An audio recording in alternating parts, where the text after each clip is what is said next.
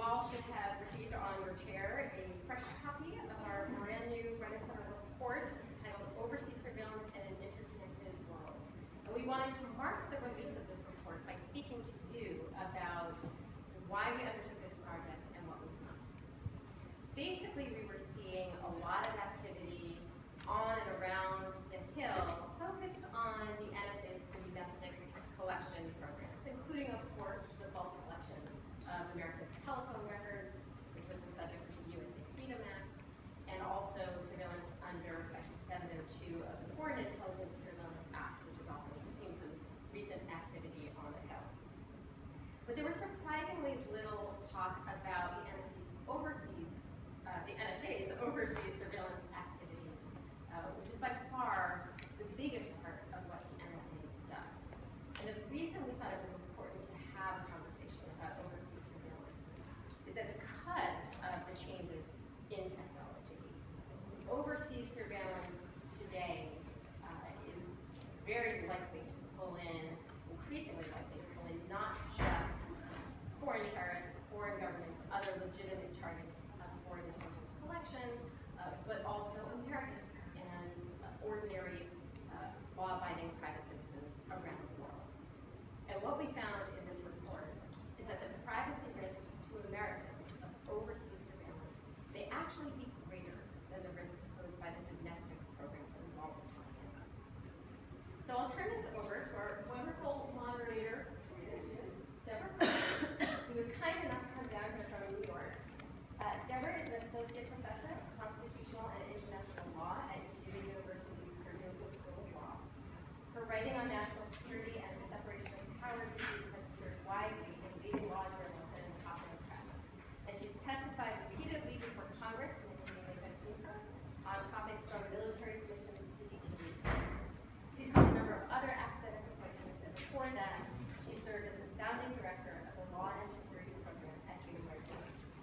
She's also focused in spoken specifically on Executive Order 12, which we the topic we'll be discussing today, and we're very glad to have her here. Thanks, Deborah. Pleasure. Well, thank you to the Brennan Center and to Just Security. Can y'all hear me okay? Do I press talk? Yes. Okay. So thanks to Liza and the Brennan Center and to Just Security and to all of you. It's a fascinating group of panelists we have today. I hope as much as possible to generate a discussion. I'll be asking them questions and reserving the right to ask follow-up questions and making sure we preserve some time for you to engage in questions with the panelists as well. Let me just briefly introduce them all, and then we'll take turns sort of making some opening remarks.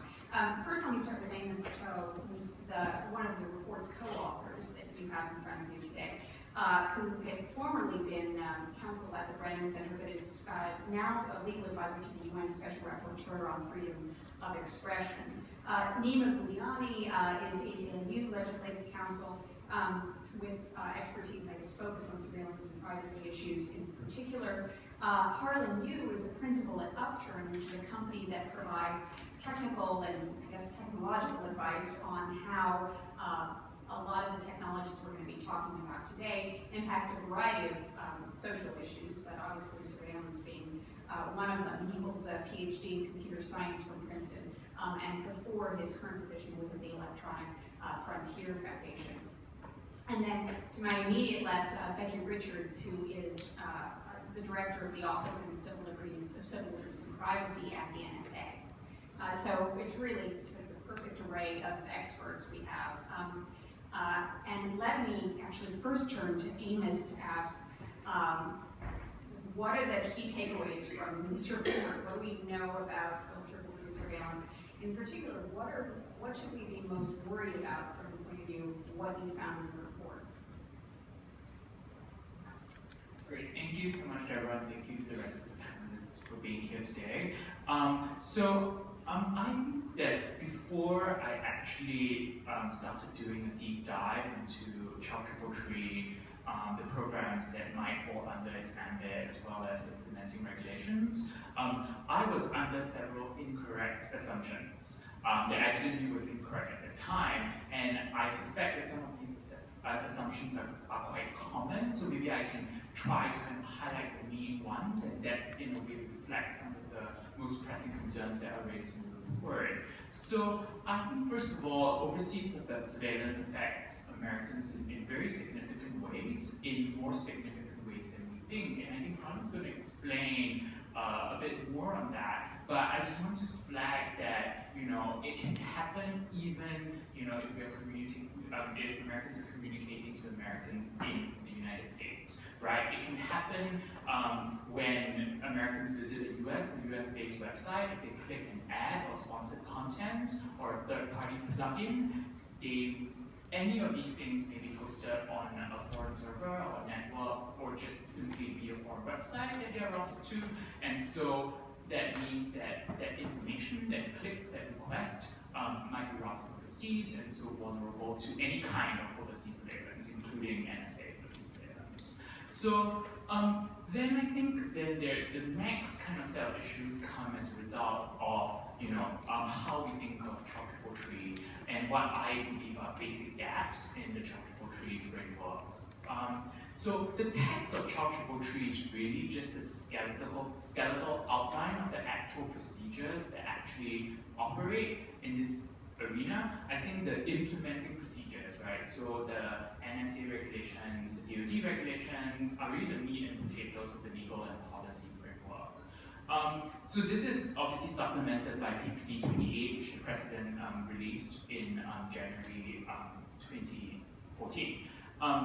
So the PCLUB has already disclosed that 4 agencies haven't finalized these implementing procedures, the so-called meat and potatoes, and they are relying either on interim guidelines or a guidance of in-house counsel, both. So that's concerning because that's the very basis on which they conduct many of their overseas surveillance operations, and the fact that the DHS, the Coast Guard, the DEA, as well as the Department of Treasury haven't released finalized procedures, I think constitutes a really basic and fundamental gap.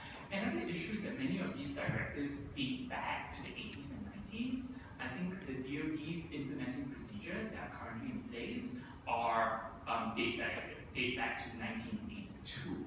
And so this might create inconsistencies and discrepancies, especially since kind of the latest changes made to the EU Child Tree framework, especially post PPD 28. I just want to add though that the NSA's procedures in this regard were updated in 2011 and again in 2015 during its implementation of PPD 28. So just kind of to close out my remarks, I just want to say that one kind of more substantive assumption is that child tree is often a shorthand for an overseas surveillance framework, or is a regulation thought to apply only to overseas surveillance. And I think that's not really accurate, because there are at least questions about whether surveillance conducted here in the United States also might fall or might be conducted solely under the procedures of child tree without reference to the main statutory regulation here, which is the Foreign Intelligence Surveillance Act. For example, based on our reading of FISA, it does not appear to say anything about acquisition of, let's say, radio communications, like cell phone calls transmitted at the point of they're transmitted over satellite between Mary in Milwaukee and Laura in London, provided that Mary is in one that's actually being targeted. So that's one assumption. And if I'm not sure how much I have, but I just maybe go into one more, which is that some of the words in the regulation do not necessarily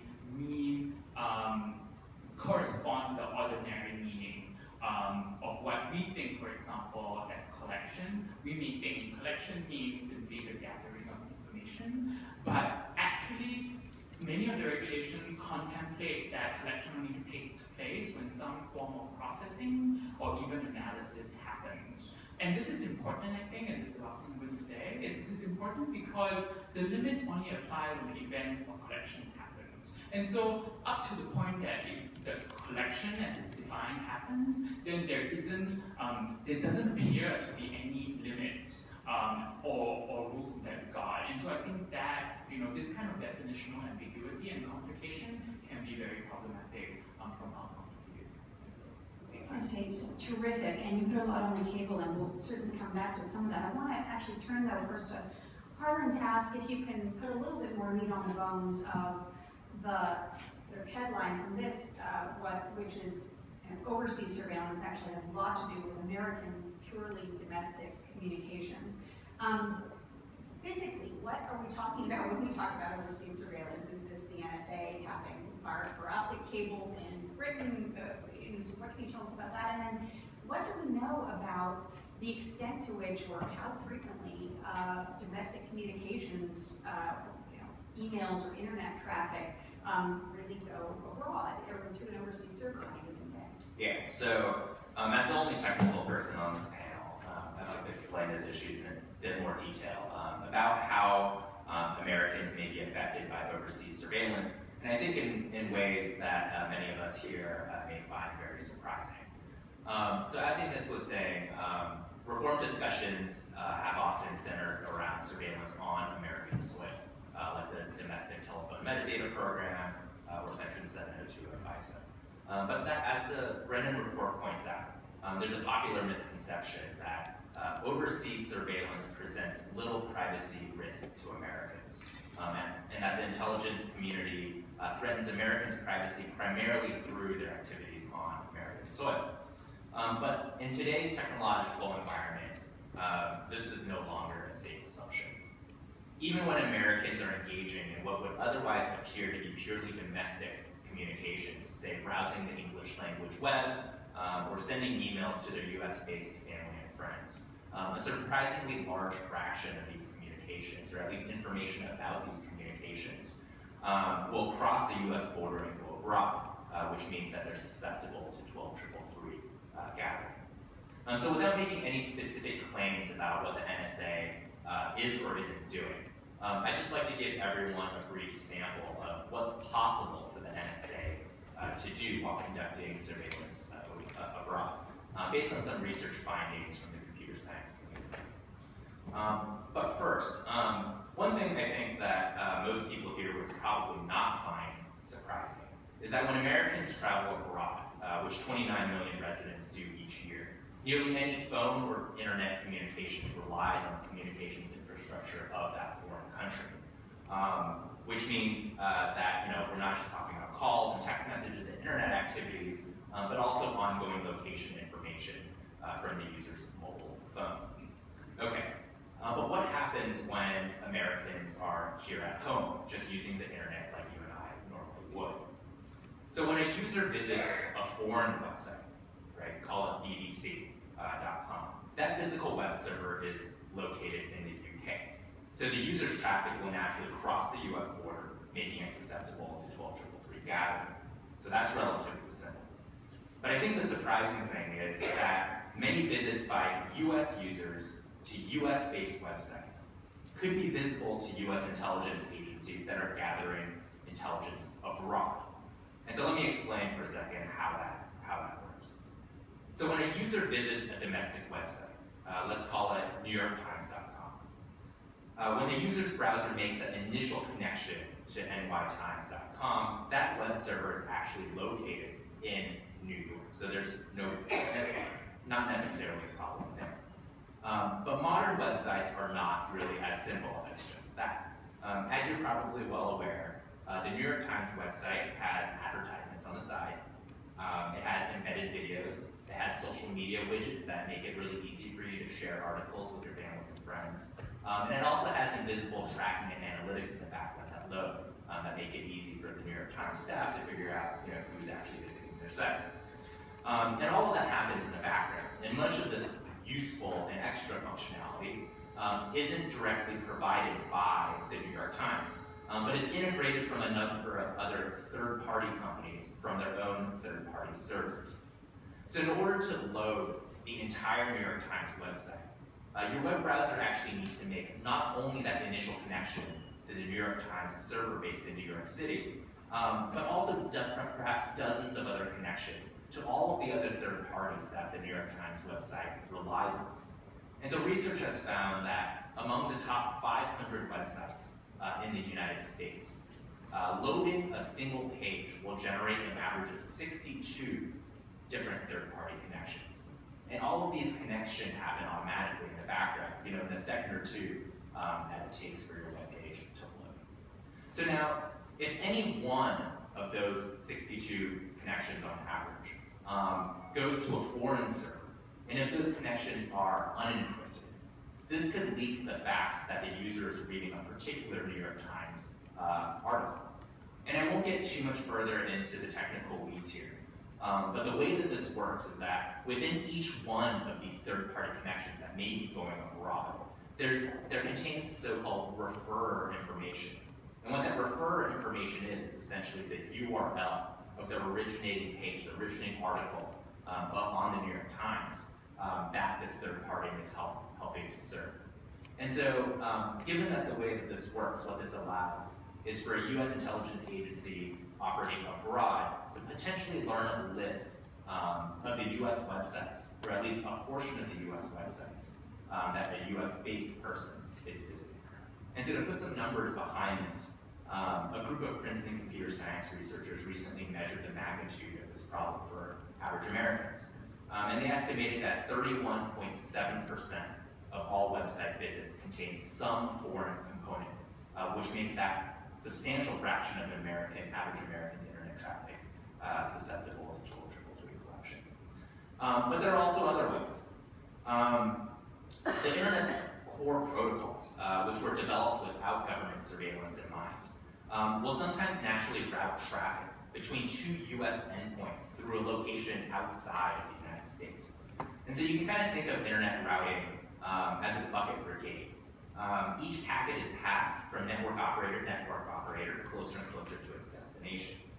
At each stop, each network operator has a decision to make about which neighboring network then this particular operator will pass that packet on to. And these choices about how internet routing works is rarely dictated based on political considerations. Rather, these decisions are primarily based on the cost of choosing one neighbor over another. And so it's really the economics that dictates how internet packets are routed from source to destination. This means that it's sometimes the case that it's cheaper to forward a packet to a network operator located in Canada or in Mexico, or even in Europe or Asia, than another network based here in the United States. And whenever those packets cross the US border, they become susceptible, again, to 12343 gathering.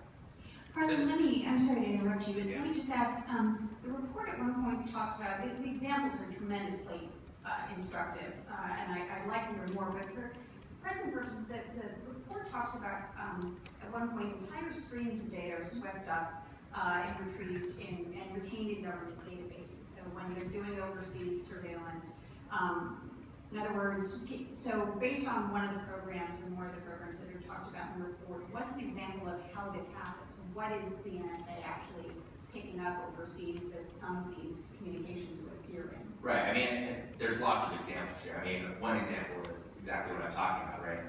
If there's a collection point overseas, and it's on the internet backbone.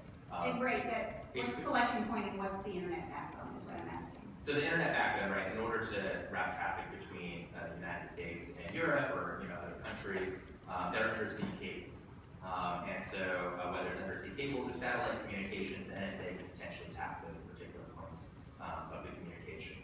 And at that point, it could essentially gather, right, not collect, gather all of that potential communications, whether it's encrypted or not. So among all of that traffic, it would be hard for the NSA in some instances to distinguish, what is traffic from U.S. persons and what traffic is not from U.S. persons. And so, so this can happen in multiple ways. Sometimes it's a user trying to access a foreign website. Sometimes it's a user trying to access a domestic website where there are these foreign third-party connections that I just talked about.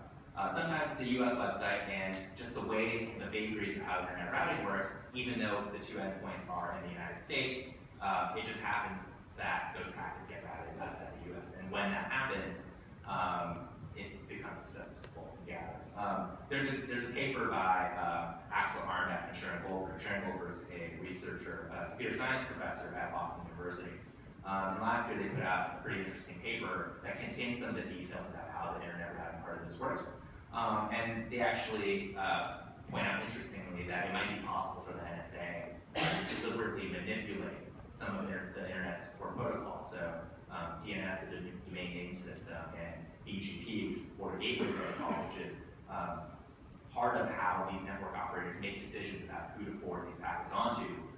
If it's the case that the NSA could deliberately modify how these systems work, it's possible that they can, on purpose, divert some of that traffic abroad, even if it naturally wouldn't.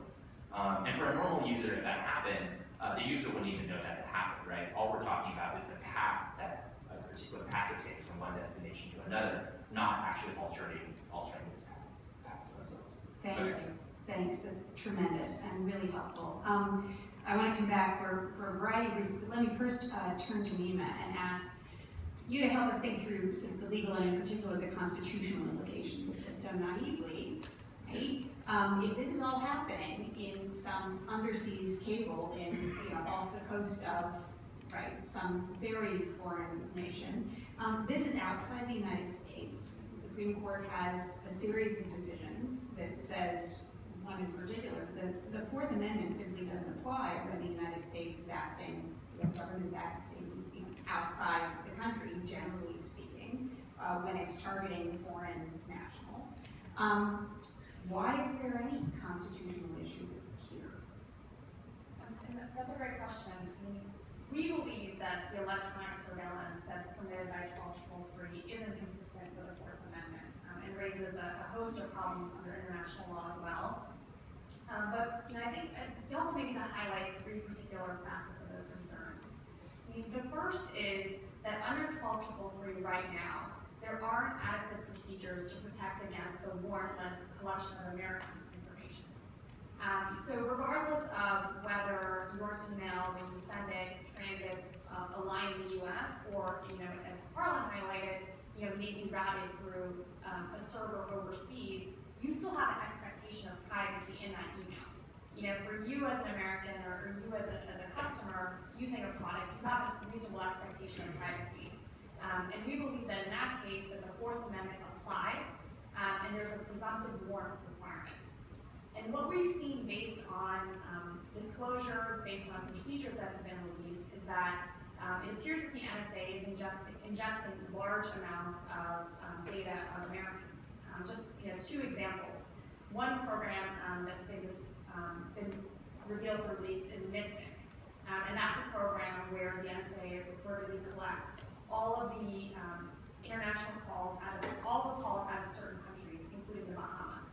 And that's not just metadata, that's the content of calls as well. Under a different program, Muscular, the NSA reportedly tapped into Google and Yahoo data centers that were located overseas. As many people know, those data centers could and are very likely to contain information about Americans.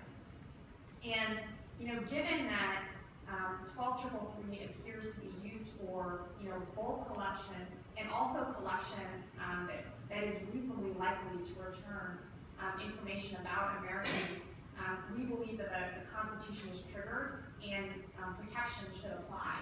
And right now, those protections simply aren't there. I mean, we have to remember when the NSA is undertaking surveillance under 12.3, they're not going to a court. They're not obtaining a warrant.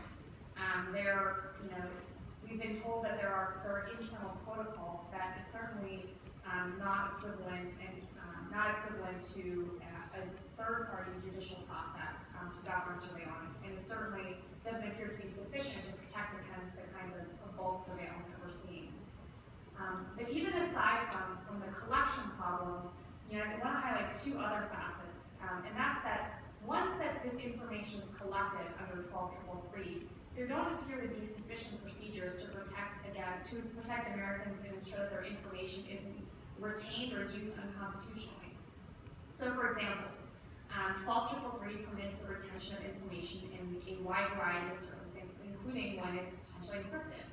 As we know, a large amount of internet traffic is encrypted. Many large companies have provided that as a way to provide enhanced security to their customers. And that may provide a basis for large amounts of American information to be retained by the NSA. Once that data is retained, the NSA can search through it for keywords So not just to or from a particular person, but scanning the content of that data for particular keywords. And that's much based on the procedures that have been disclosed, the use of those selection terms appears to be more permissive than what is used in other contexts, for example, Section 702 of FISA. And, there still appears to be, it also appears to potentially be the ability to use this information in criminal proceedings. And it's not clear that criminal defendants get notice, or that there are even any procedures to ensure that sufficient notice is provided. And I raise these concerns, I think, just to highlight that, the 12,333 collection happening has implications for a wealth of people, but particularly for U.S. citizens who, in today's world, increasingly have data stored overseas. There appears to be a lack of parity in terms of the sensitivity of that data and the constitutional protections that are applying. And so I think out of this, the question really comes, so what do we do about it? What is the solution? And, given what we know, this is an area that I think where it's really right for Congress to step in. They've done so in other contexts, such as FISA, to ensure that as the government undertakes foreign intelligence surveillance activities, that there are appropriate protections. And given that this is an area where Congress can legislate, and certainly in the interim, the administration and the intelligence agencies can take steps to put in place procedures that are far more protective. Thank you, that's great. And I'm going to turn to Becky here in just a second and ask her to say whatever she wants to say, and also give her some time to respond to whatever she wants to respond to. So you get more than 5 initial minutes. But I want to just follow up myself, if I can, just on the collection piece, right? So there are a lot of moments at which we might be worried about this as a matter of law, or not as a matter of law, but as a matter of privacy interests, right? One of the moments is when you talked about, which is collection. And here I'm using the word collection and kind of the parochial, when you get the information in the first instance, right? To channel what I would anticipate, NSA General Counsel to say at this juncture is, yeah, sure, actually, sure he wouldn't put it that way, he would take it more seriously. He would say, yes, of course, bulk collection means we initially vacuum up an enormous amount of information, but a relatively tiny fraction of any of this is ever actually witnessed or consumed in any real way by a human being, right? So sure, we temporarily interrupt the transmission of your communications, but I don't know what, at the 99.8% level, no human ever actually sees any of it. Is there really sort of a privacy concern in collection per se? And that, in other words, isn't the distinction we're trying to make between actual interception and the moment when some human actually has access to it, isn't that a real difference that we should care about? Yeah, I would have 2 responses to that. I think we've actually heard a similar argument when we were debating the U.S. Freedom Act domestically, right? Well, we're doing bulk collection of metadata, but we're really only searching through a small number. And that argument was rejected, by members of Congress, by the public, by courts who reached the merits of that decision. And so there is still a privacy interest at stake when people know that their communications are being searched and seized. But the second important point that I think is to make that even if it was that only 99.8, even if it was only 22%, when we look at the amount of information being collected, that 2.2% is quite large. I mean, there were some great statistics in the report that talked about how, in just like a handful of days, there might be cases where 180 million, messages or emails were collected. 0.2% in that context is quite large. And when we take a step back and look at the global implications of that, for people who live around the world or in the U.S. and are concerned that, that are afraid to make certain statements or make certain communications because they fear that those communications can be collected. Human rights activists around the world who are concerned that, information that's collected may get in the wrong hands as information shared between governments, and it's something, I didn't touch on, but it is a significant issue. And so I think given the broad scope and the aperture of the order, and based on what we know, the amount of collection taking place, I think that people have cause to be concerned, and that we need to be thinking very critically about how to put in place reforms to correct these abuses. Thank you. Okay. Becky, help us out. I mean, should we be this worried? If so, why not? Are there restrictions in place for U.S. persons, I understand there are. How do these work? Help us out. Sure, and thank you for having me today. I really appreciate the opportunity to further this discussion on surveillance. As the Civil Liberties and Privacy Officer at NSA, I'm the first person to hold this position. I've been there for about 2 years, and a lot of what I've been doing for the last 2 years is increasing the level of transparency so that there are a set of facts so we can have an intelligent conversation. So we're not just talking about you could do this or you might be doing this, but to try and work through and talk about a little bit more of the meat on the bones. So I want to take a step back and talk a little bit about what NSA is doing and why we do it. So we're not out there intentionally looking for U.S. person. We're not interested in American communications. But instead we're here supporting combatant command, folks out in war zones. We're out there also supporting, back here in Washington, our policymakers with information. So the starting of a process by which we get to some point of collection is we start with an information need. And so this is part of something that's called the National Intelligence Priority Framework. Bob Litt talked about it, the General Counsel for Director of National Intelligence, about a year ago. And it's sort of, this is the beginning of the process where policymakers look at what's going on in the world and identify where do they need information to make better decisions about how to protect Americans, how to protect the United States interests. That goes through a process and eventually becomes, we go through an interagency process within the intelligence community, and then a collection requirement is levied upon NSA. So NSA is the receiver of, we need X, and then NSA takes X and says, okay, what is the best way? Where can I find that information? And we're looking for foreign intelligence.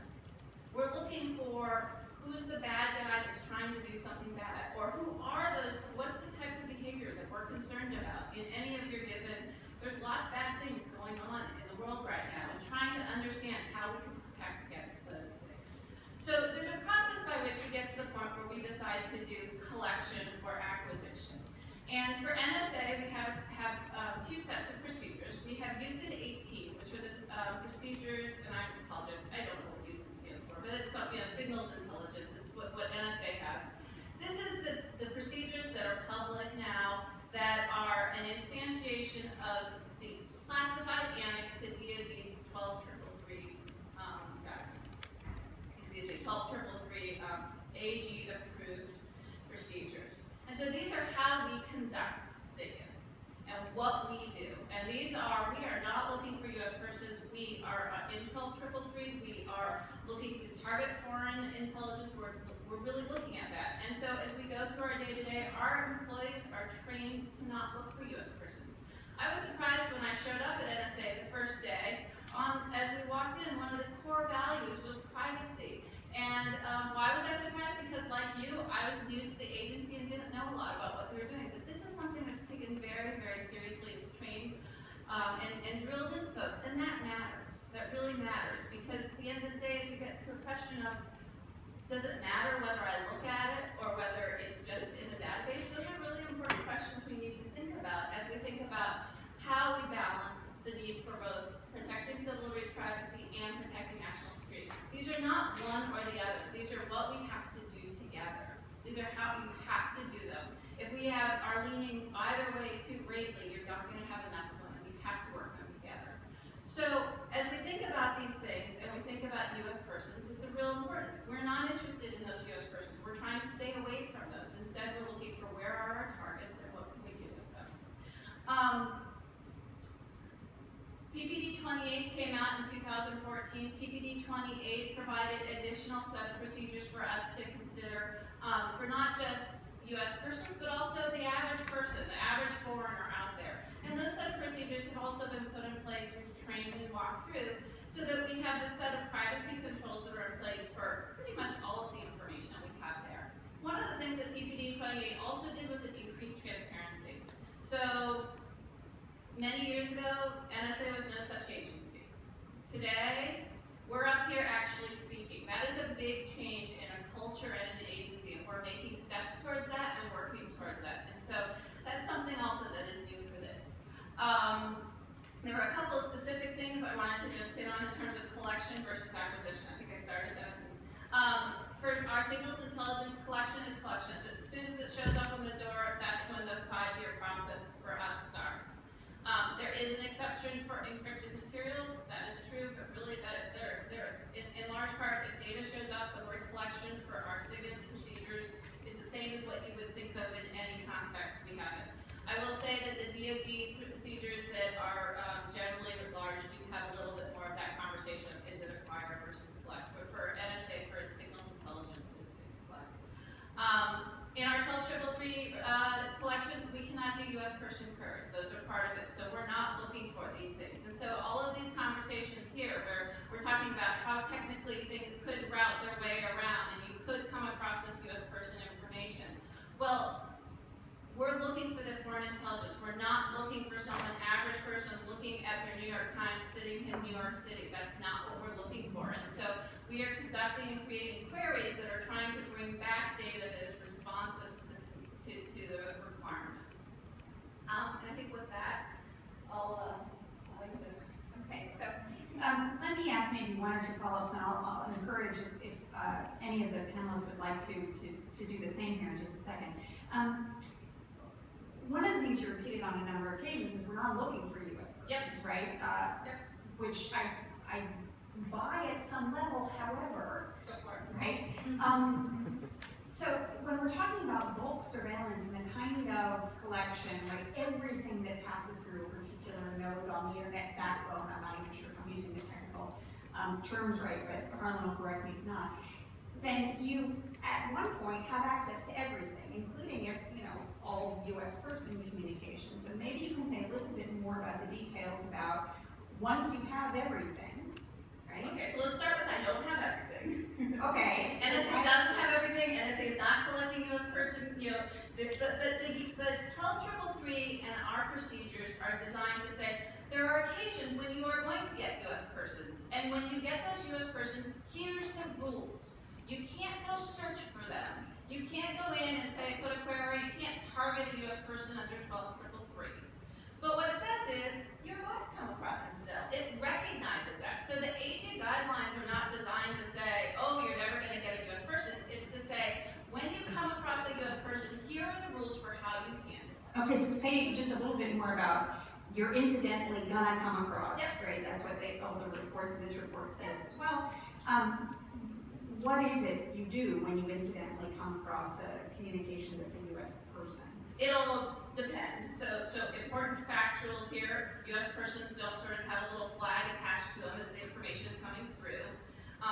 So it's not like we know up front that, anybody's saying, oh, here I'm a U.S. person. It's not really necessarily that clear. But let's say it comes across and we go, oh, there's a U.S. person.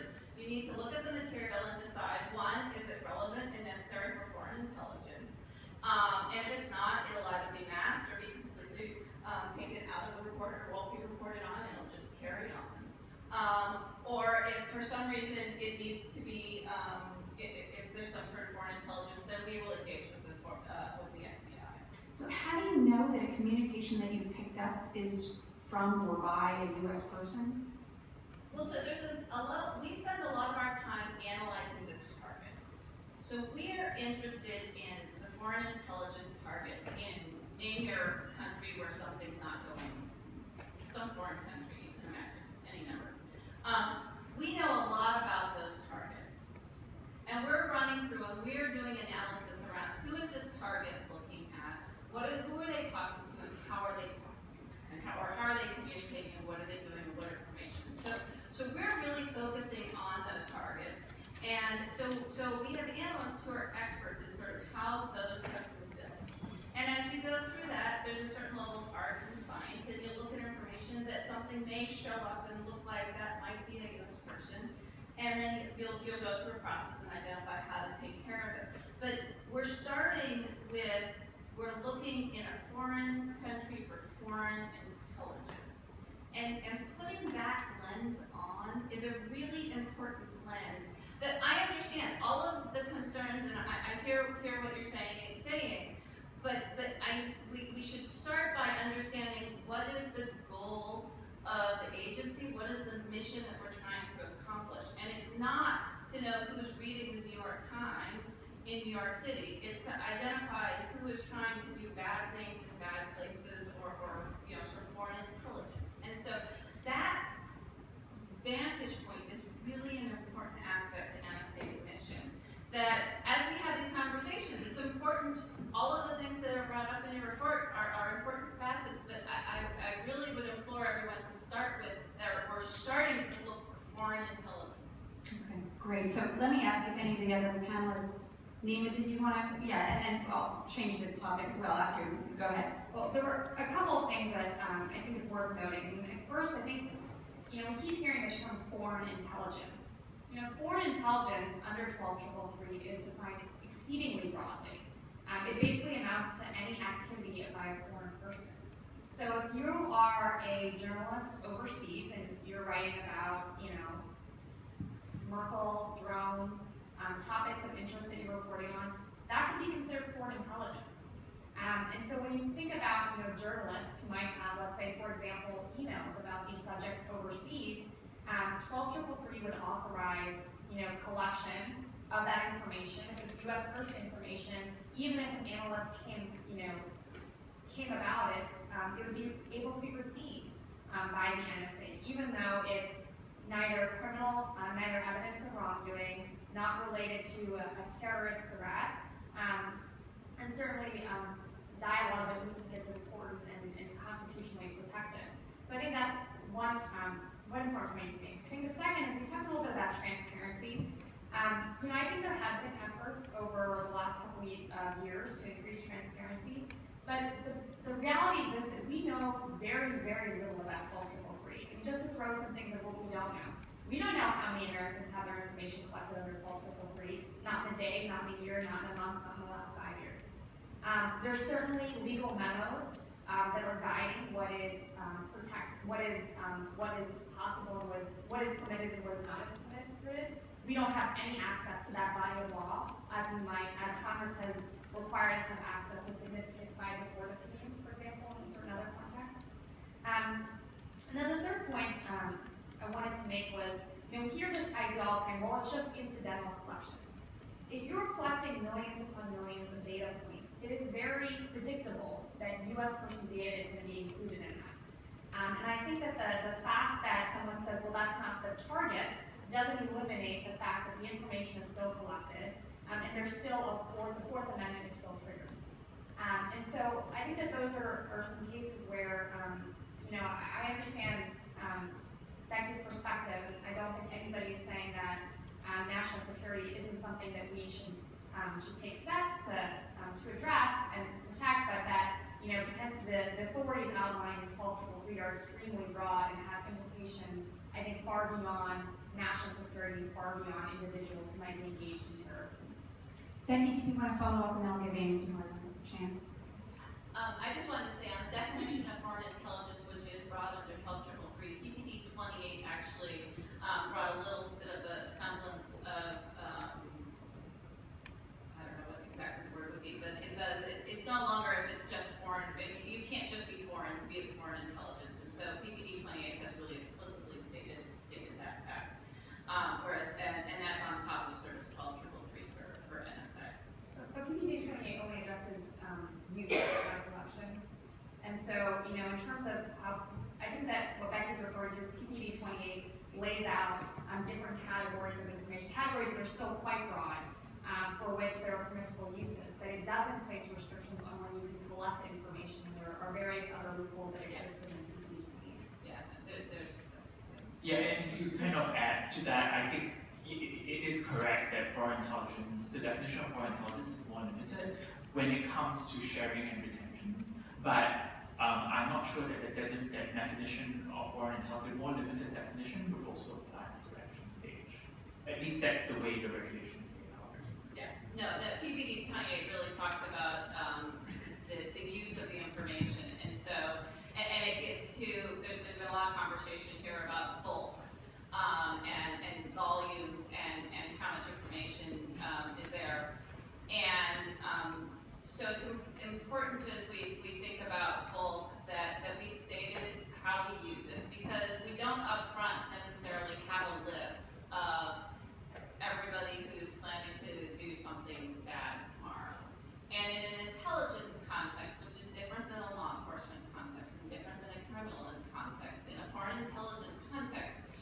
really trying to be, in essence, left of the bad activity kind. You're left of boom.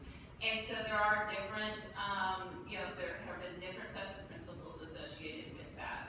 And so when you think about the bulk collection that we've spent, there have been controls on the use. So the PPD 28 explicitly gives us 6 reasons for which we can go through and have stated when we can use the data that's in bulk. And those are clearly delineated. And there have been a number of different, so I think there's lots of competing conversations around whether or not and what you should do in terms of the protections around bulk collection. And, but one idea I would want you to think about is, if I have a list and I know who I'm targeting, over time that list of the folks that are targeted are going to dwindle away, hopefully, maybe.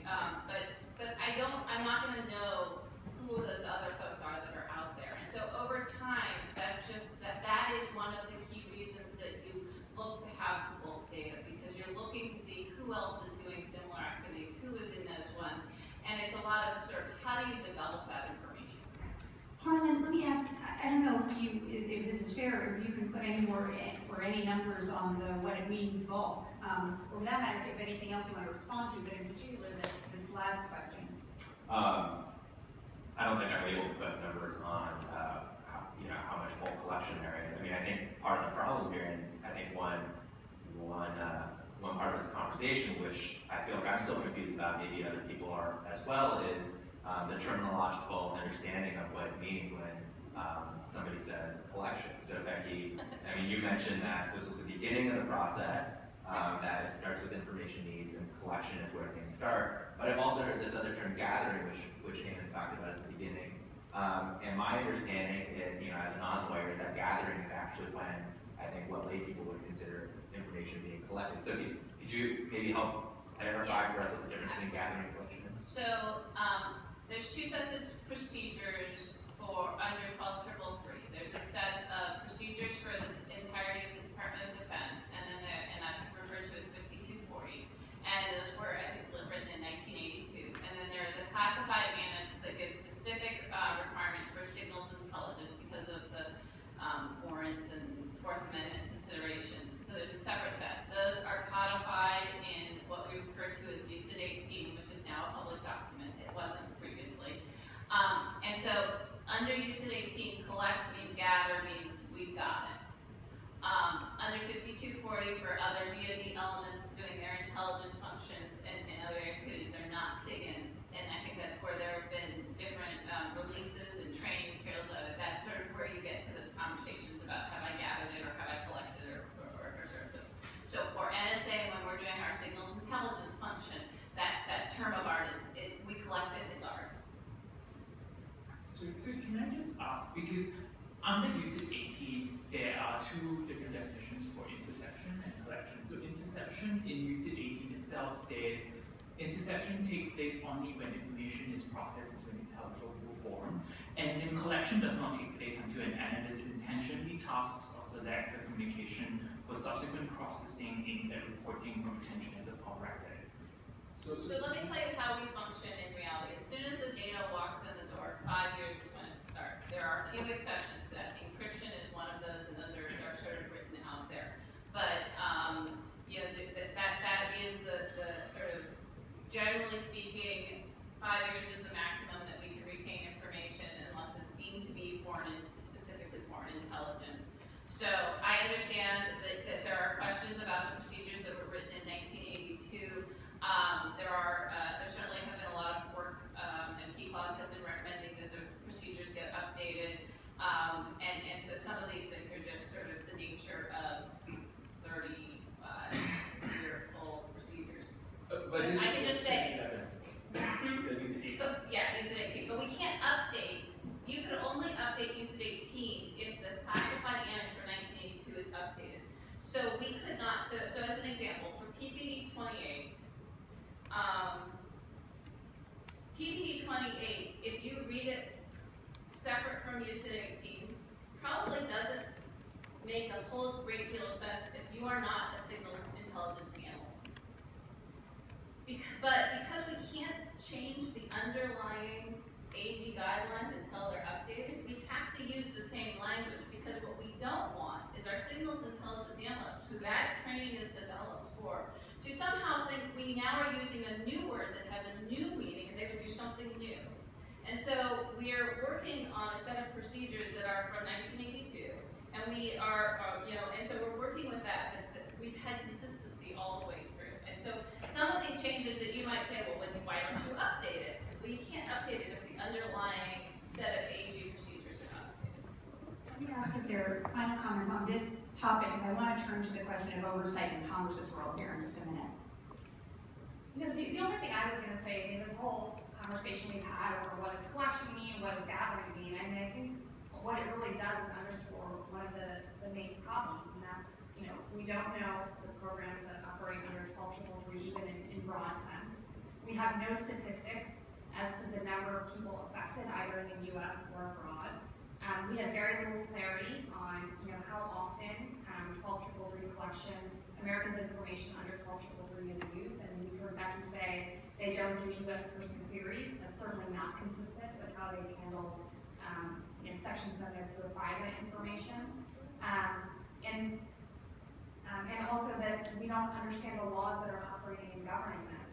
And so, to the average person who's sending an email or visiting a website, the fact that the idea that there's this whole separate, framework that operates, it's separate than what would exist if their information just happened, by some trick of a database to happen in the U.S., I think strikes some people as odd and really, not consistent with the way people are using technology today. Okay, so that's actually a great segue to Amos. We turn to you and ask, so we don't know this long list of things. Presumably someone knows, right? Congress even has the capacity, certainly in a classified way, to engage in oversight. Do the relevant committees of Congress know, and it's just that we don't know publicly?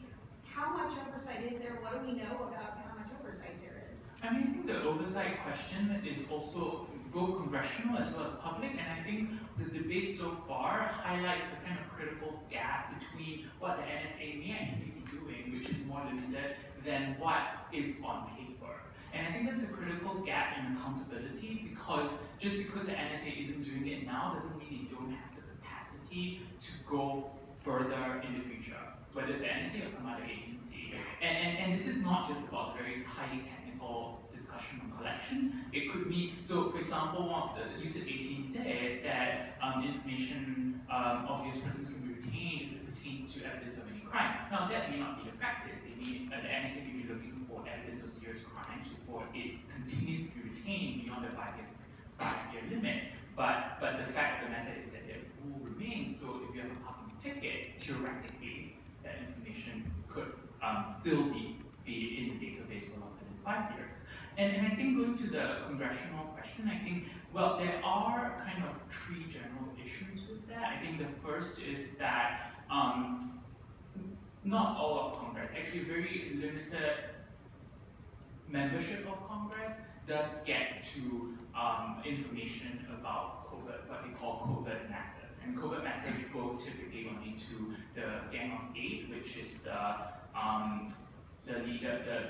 ranking and minority, I think the leaders of basically the Senate and the House, as well as the ranking members of the Senate Intelligence Committee, as well as the House Intelligence Committee.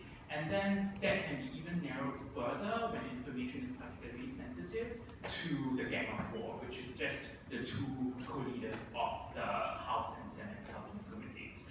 And there is also an even broader kind of exception swallows the rule carve-out potentially under the National Security Act, which is that if information is deemed to be particularly sensitive, neither the Gang of Four or the Gang of Eight, let alone Congress, will be notified about it. And that may in part reflect, I think, Senator Feinstein's concerns when she said in 2013 that we don't really know that a lot of this is happening.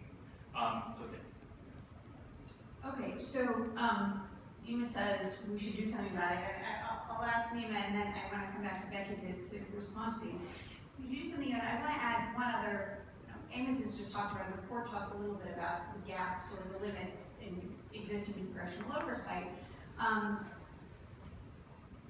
what is the source of authority? What is the source of legal authority by which the executive, the NSA, conducts all of this surveillance, and is it subject to congressional oversight? And I guess let me not be too tendentious, right? My understanding is everything done under 12333 is considered part of the president's constitutional authority under Article 2 as commander-in-chief to take care of the laws are faithfully executed, right? The president has inherent power to conduct foreign intelligence surveillance. Congress hasn't authorized any of this, right? The president is just exercising constitutional authority to do this. Can Congress regulate further, or in particular, the overseas aspect of it? We think this is certainly an area where Congress has the authority to legislate. In FISA, they've asserted jurisdiction to legislate to protect the interests and rights of U.S. persons when it comes to foreign intelligence.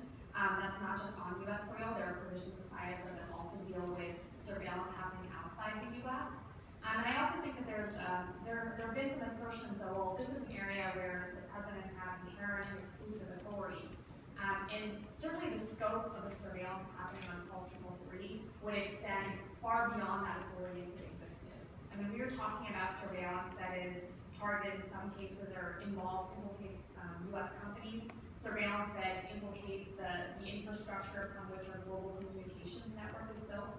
And given Congress's clear authority to regulate, to protect U.S. persons when it comes to foreign intelligence, and also their ability to legislate, to address issues related to commerce, this is an area where they can legislate and put in place an infrastructure that governs how the surveillance should happen to make it more reflective of what the privacy rights and the interests that people have.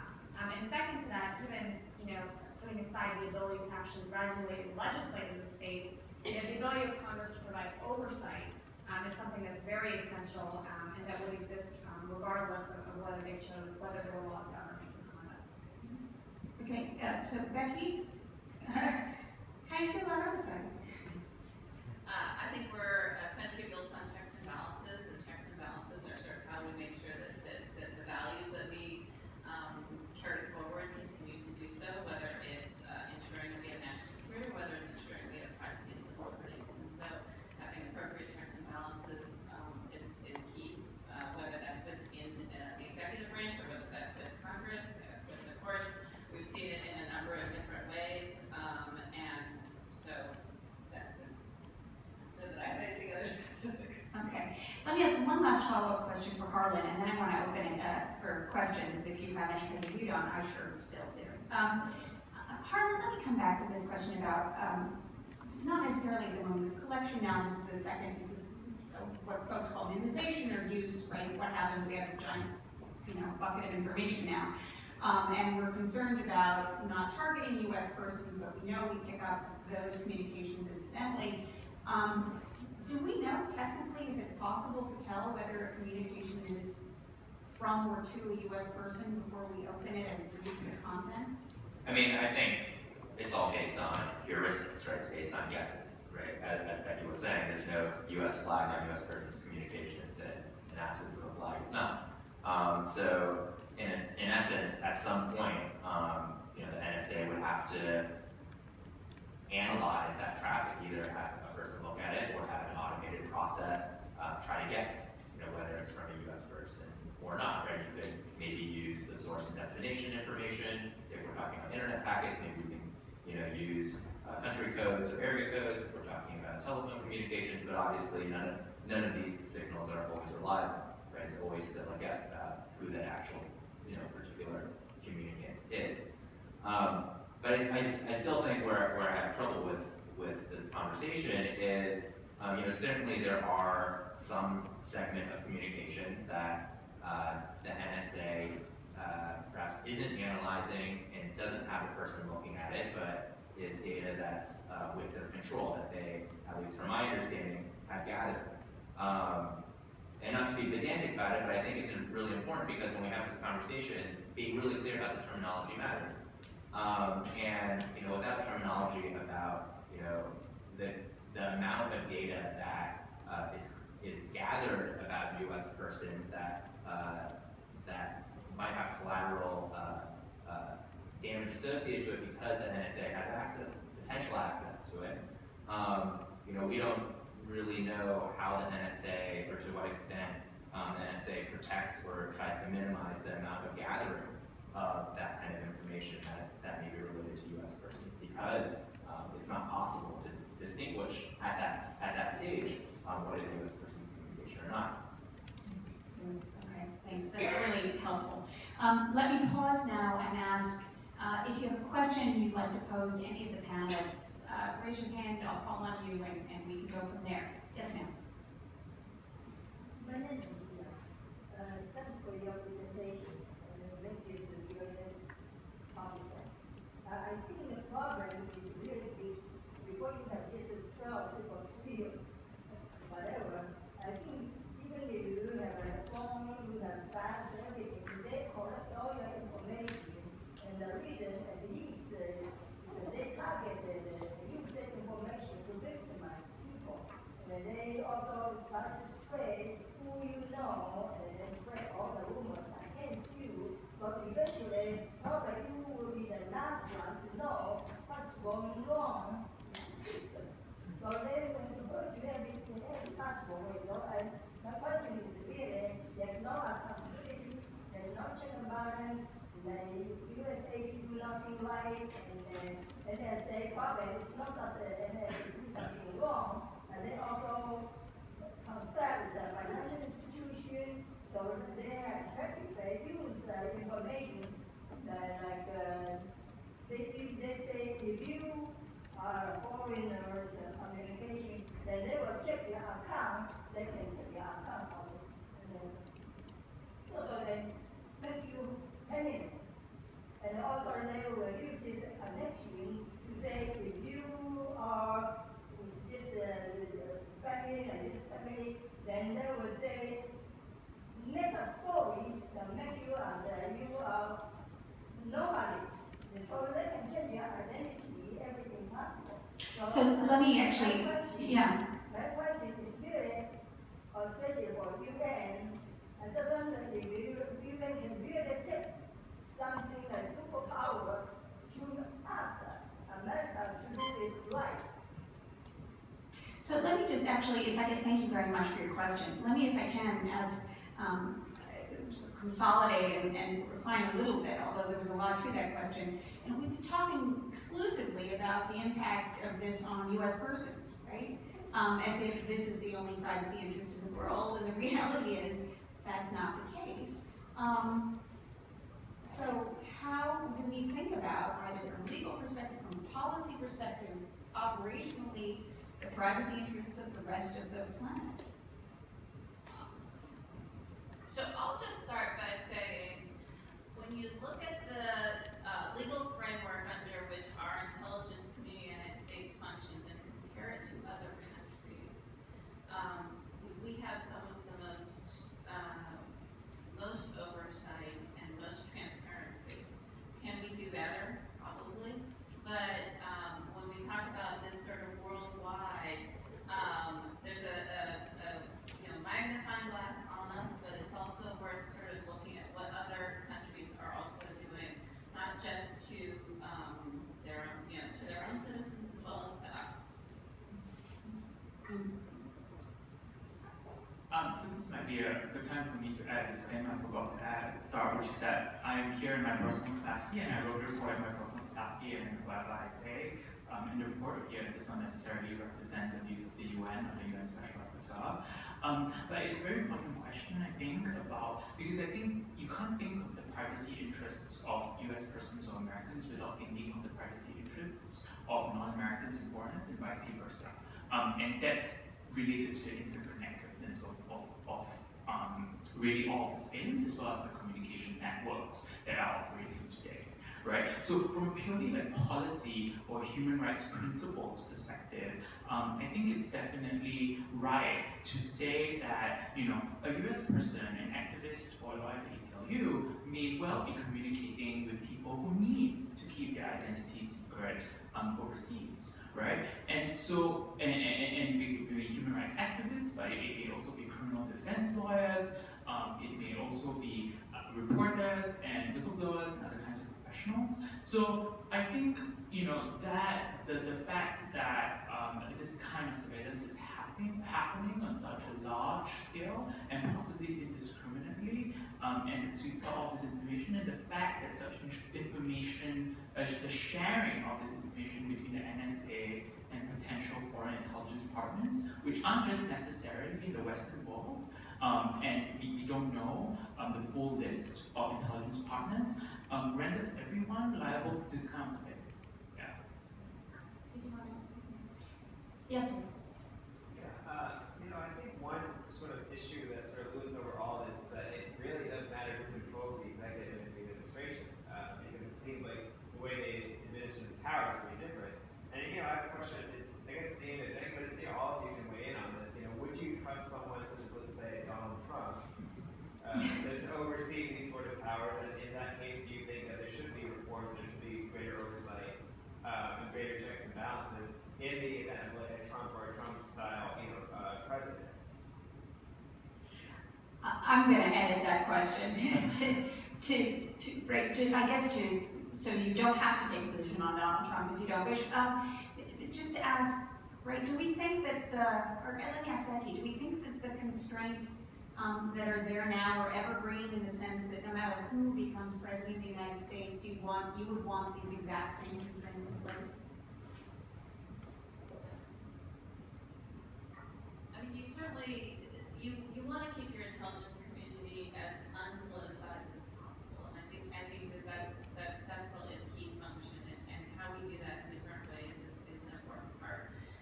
I mean, I'm going to have to go back to the checks and balances associated with how we do business is important. And so what I'll say is, in my role, I'm a new function at NSA. I bring a new conversation and a new discussion that I think was happening at different levels, but it's been brought to sort of a focal point. And so internally, we have conversations that folks would not necessarily feel comfortable having with an external overseer. And so you need layers all the way up, so that people feel comfortable to have a conversation that you can imagine you're going to have with your colleagues and say, hey, I got this, you know, great new idea. Let me talk it through. You have folks that are inside your building that are you can have those sort of internal voice conversations. But you also need to have folks that you're responsive to, and that's where somebody like the D&I plays an important role, and justice plays an important role. And so, and then you can imagine folks, whether it's the Privacy and Civil Liberties Oversight Board or whether it's Congress, each of those are different layers in sort of bringing a level of accountability to and responsibility to the intelligence community.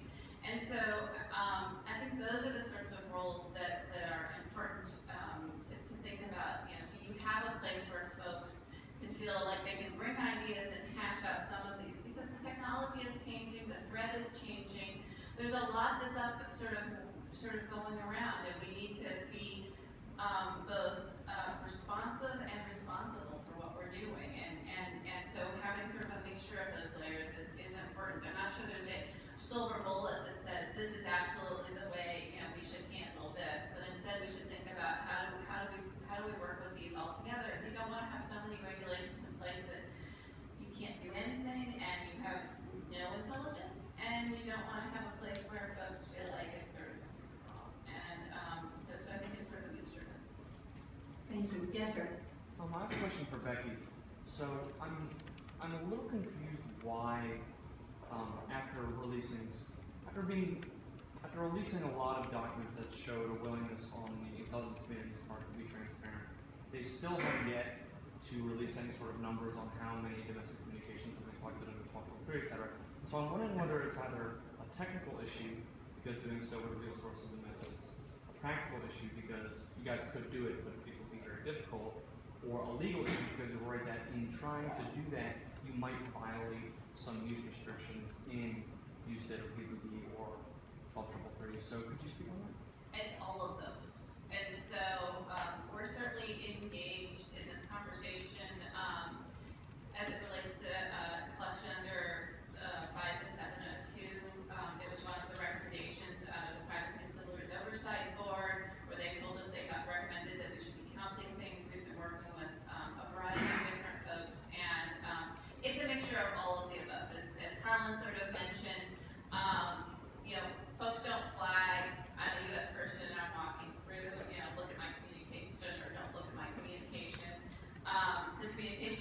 structure is sort of moves around.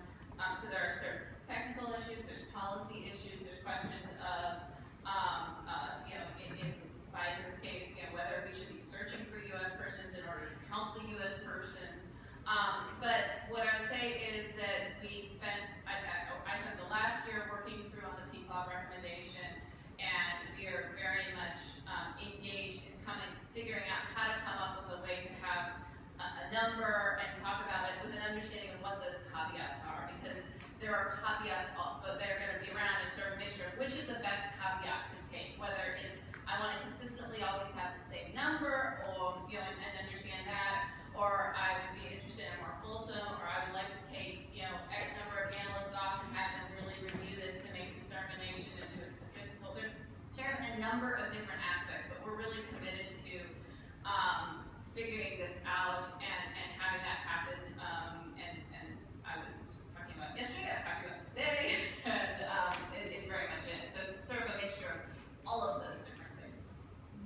Neema, you wanted to add? Yeah, I was just gonna add, I think it's important to note that there are people who have proposed a way to do this, right? And that this has been done in the past. So for example, in the past, the request of the FISA court judges, the intelligence agencies have looked at a sampling of information, and based on that sampling, maybe they can't get exact number, but we can get a rough estimate of for the number of Americans whose information might have been collected. And so I think that this is information that has been requested by civil society, by members of Congress. The Privacy and Civil Liberties Oversight Board certainly recommended it, and it's heartening to hear that those conversations are happening. But I think many people here and the public at large is rather impatient for that information, given the disclosures that have come out and given some of the concerns about the breadth of these authorities and how many Americans are likely affected. Thank you. In the back? Yeah. Hi, thanks. My name is Nathan White. I'm with Access Now. Thanks for being on the panel, especially Ms. Richards, who this question is for. I guess they all are. It's been reported that our friends at GCHQ also have access to XP Score, and that the database searched by XP Score actually is populated with more information by GCHQ than by NSA. So my question is related, but two-part. First of all, do we extend the courtesy of not tasking selectors for our allies in the Five Eyes countries, and do they extend that similar courtesy to us? So let me, and anyone else can jump in, but just on the acronyms, GCHQ, right, this is the British Intelligence Service, right, that we have a very close, or let's say very special relationship with the Five Eyes countries, right, the other English-speaking countries around the world with whom we share intelligence, generally speaking, and the XP score is mentioned in your report. Maybe you want to just say a word about what that is. I think XP score is a database. I'm not sure you can clarify that. My understanding of XP score is that it's this database where a lot of streams of information come in. It's not a database.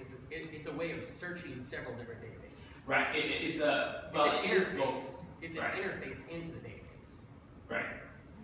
As well as a database, right? Well, it would be like calling Google a database. It's a way to search the underlying database. I mean, functionally, the database doesn't really matter. Okay. Given the specificity of the nature of your question, if you could call our public affairs, I just don't, you have some very specific fact patterns, and so I don't want to get that wrong or or get anything that's related to a classified. So. Fair enough. Yeah, in that corner there, and then start with you. So I just wanted to clarify something about the querying, looking for US persons information. Is there like an intentional component to that? Like you can't put in a generic word with the hope that, yeah, we might find some American people's information. And then related question, are those prohibitions going to apply to other agencies, which it sounds like you're hoping are going to be able to have more direct access to this information in the future? Will the rules be the same for them, or do they have to define their own rules? So you can't intentionally target a U.S. person, and you can't reverse target. So no, that is true. In terms of, I think you're referencing what were updated 2008 12333, which has an unnumbered paragraph under 2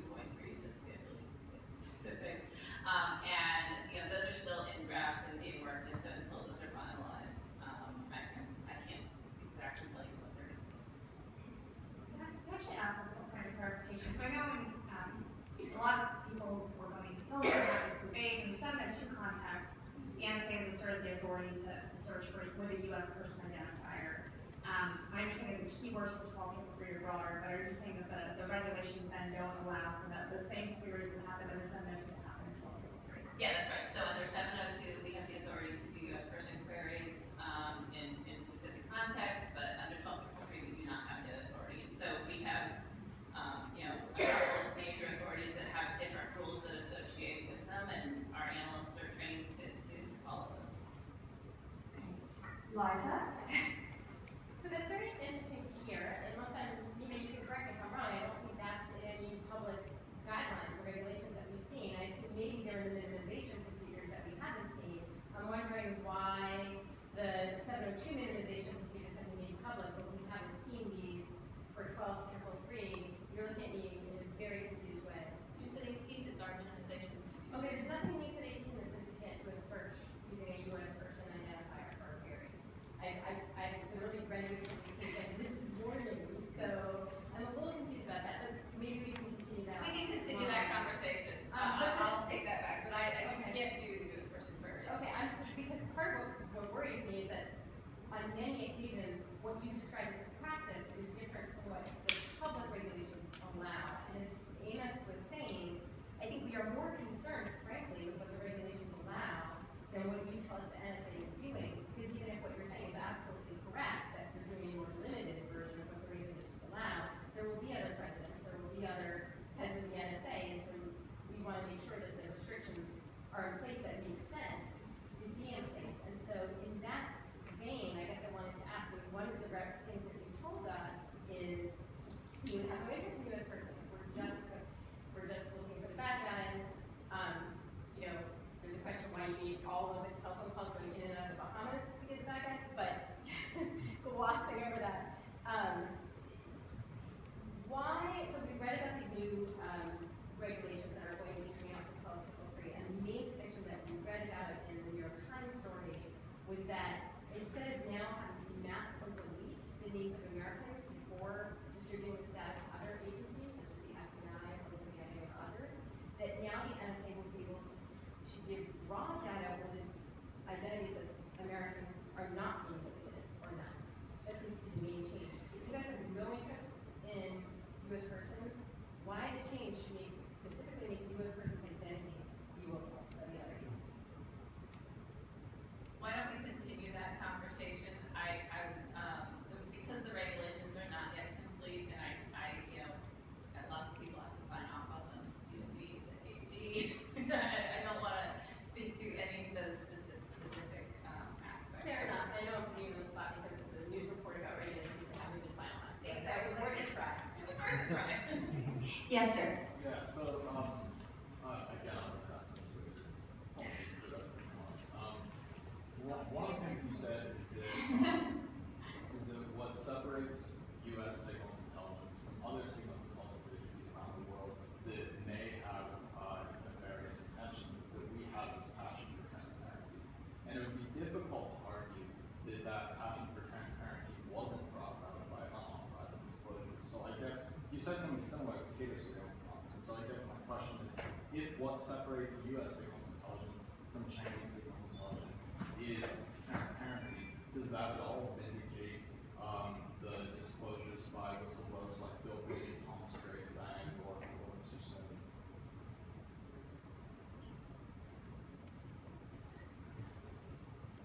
I'm just not going to comment. Then let me actually ask any of the panelists if they would like to comment on the whistleblower issue. I mean, I'm not sure that this is an exact answer to your question, but I do think that one of the things that has been concerning to the public at large is that we've been reliant in some cases on leaks and whistleblowers to really get a sense of what is actually happening. And I do think that that speaks to a broader problem, both in terms of abuses that are happening that are going unaddressed, and to a lack of transparency that persists despite the efforts of some to increase where we are. And Harlan, let me actually ask in particular, right, you talk about some of these computer science field studies that talk about how this actually works. How they get this information, right? In other words, some of the studies you cited at the beginning about the relative number of U.S. websites that I guess have third-party providers that end up accessing the information, right? Is that information just, it sounds like there might be a substantial amount, not about what the NSA does, but about how this works that's in the public sphere. Yeah, I mean, this is research done by computer science researchers that are essentially simulating what an average US consumer might be doing online. So using various statistics that they know about what the popular websites are, and then essentially creating an automated system where it browses these sites and can collect data about what these connections are, and then with further analysis can figure out where these servers are, and then round up the statistics about how often for an average American it's an estimate, but probably a pretty good estimate about the fraction of an average American's internet data doesn't provide. That's terrific. Any remaining questions? Because then I want to give the panelists a chance for final closing remarks. You want to start? Or do you not want to start? Should I go last? I'll go last. Okay. Harlan, any concluding thoughts, things we didn't cover that you think we should have? I don't think I have anything extra to add. I mean, I think I would just emphasize that oftentimes, in this work and others, people think that their communications are more private than they actually are. It's oftentimes much easier. There are surprising ways in which even encrypted communications say, even in encrypted communications, it's possible for somebody like an ISP or somebody like a government, somebody in the intelligence community to discern some of the details, even if it's not the content of the traffic, the details of that traffic. And oftentimes that is very sensitive information. And so I would just point out that as technology is changing, this assumption that overseas communications doesn't implicate Americans' privacy, I think gets less and less true. Thank you. Neema, final thoughts? Yeah, just, final thought, I mean, some of the questions raised this of, are we concerned with what the next administration can do, even if we accepted the premise that what was happening today is totally lawful and consistent with what we would all want to happen? And I think the answer is that we should be concerned because the regulations as written are very broad and don't provide enough protection. But there's a very clear response to that. The response is for Congress to take steps to legislate in this area, because as Harlan said, the distinction between surveillance that happens in the U.S. versus abroad is evaporating as technology changes, and it's not a surprise that this distinction was created in 12383, happened before we had internet and cell phones and email. Right, the original was drafted in the 80s, and so I think to address this evolution in technology, what we really are going to need is Congress to take steps to put in place an infrastructure that governs overseas collection the same way that they put in place an infrastructure to govern collection, any types of collection that happen within the U.S. Thank you. Amos. So I think Harlan and Neema took the words right out of my mouth. So I'm just going to, I think, and I'm going to end with two questions to really highlight the fact that we have more questions than answers at this point. And we talk a lot about information gathering and collection, but many potentially invasive actions and activities might actually occur at the back end when information is being shared in particular. So I just leave the audience with maybe two questions.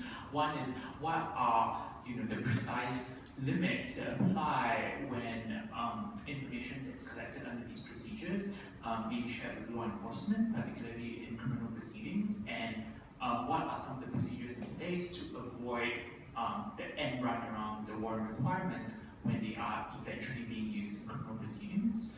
And second of all, I think, and this is something we glossed over, is information sharing with foreign governments. What are the protections in place for sharing of US persons' information as well as non-US persons' information, and can these safeguards be improved? Thank you. Thank you, tremendous. So then let me turn to the person with the least enviable position on the panel, Becky, and ask you if you'd like to have the last word.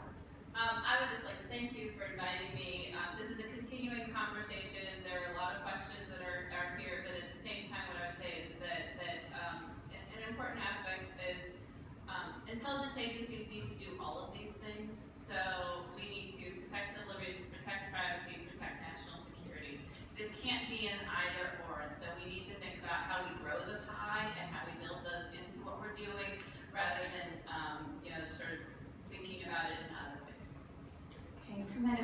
join me in thanking the panelists